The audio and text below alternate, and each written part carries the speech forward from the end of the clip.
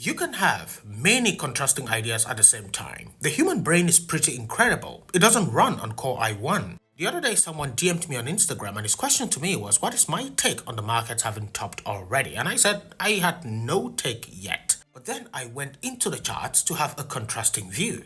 You see, we've been talking about the markets going up for a very long time now, but what if they don't go up?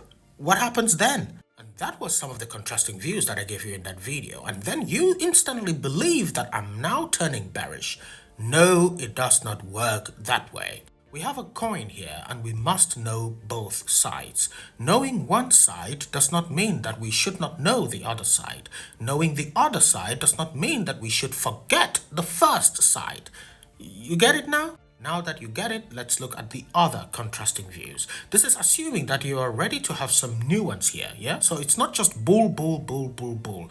What about the bear? How low would that go? When could it start? Have we really ended the cycle? We have to look at that too.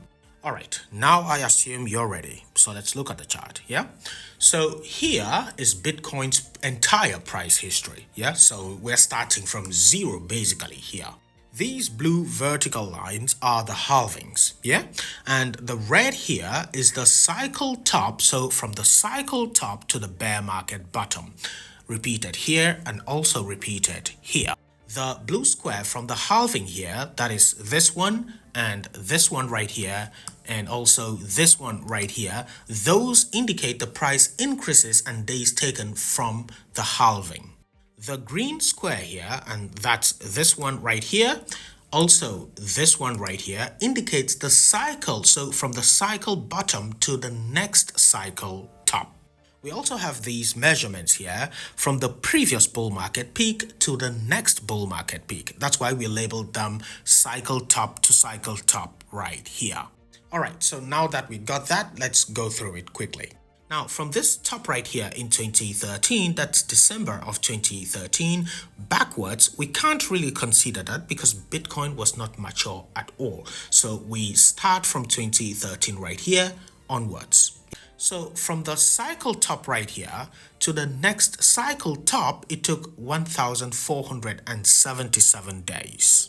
From that cycle top to the next cycle top of 2021, it took 1,428 days. So we are fluctuating above 1,420 days. Now I know some people might come to say, well, that's just 2 points of data. We can't really use that. Well, we don't have any other data. We don't have anything else. This is all we have. So we will use this. All right, so placed here in our current bull market or in our current cycle, then the top should have happened already or is very close. That's it for the cycle top to cycle top outlook. Now let's go to halving to cycle top. Now, we can't use this because this is backwards from where we mentioned here, from this top right here in 2013. So let's start from this one. So after the 2016 halving, which is this one right here, it took Bitcoin 553 days to see its new all-time high. For the next one here, it also took Bitcoin 553 days to see its new all-time high. Which is kind of interesting because it's exactly the same time it took Bitcoin to see the all-time high in the past cycle back here. Now, if that were to be the case right now, then Bitcoin should have seen its all-time high already. That is if we are repeating the past moves from halving to new all-time high. We then should have seen the all-time high here already. Now, one important thing to note here is the percentage increase of this halving right here. Now, note that we are neglecting this one right here, yeah?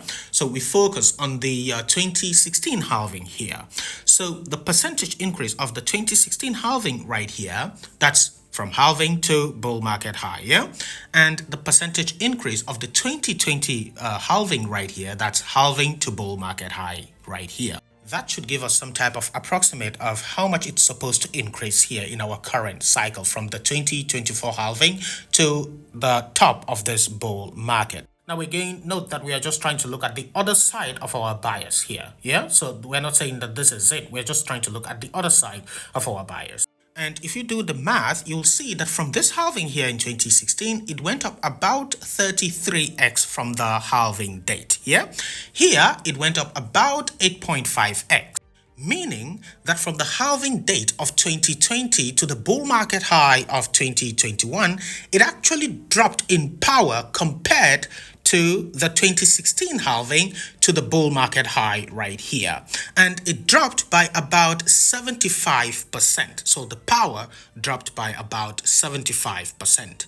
If we apply that drop to our current cycle right here, it will mean that the price should approximately increase by about 2.1x. And applied to here, Bitcoin's all-time high right here should approximately be $131,000. Again, this is just approximate work, yeah? We're just looking at the other side of our coin. We're not saying that this is what is going to happen. We're just looking at the other side of the coin.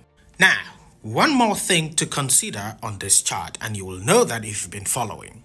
The cycle bottom to next top. So the cycle bottom right here was in 2015 and we topped here in 2017. But how long did that take? Well, it took 1,064 days. Now let's go to the next cycle. The bottom here was in 2018 and it topped in 2021. How long did that take? Well, it also took 1,064 days. Which is kind of creepy at this point, to be honest. Now, in 2022, it bottomed right here in November of 2022. And if we are going to follow the same 1,064 days, then this thing should actually have topped out already. And we're talking in the last 2 weeks. Yeah, the top should have been here. But since this high is actually higher, then it should have topped out already by this particular metric.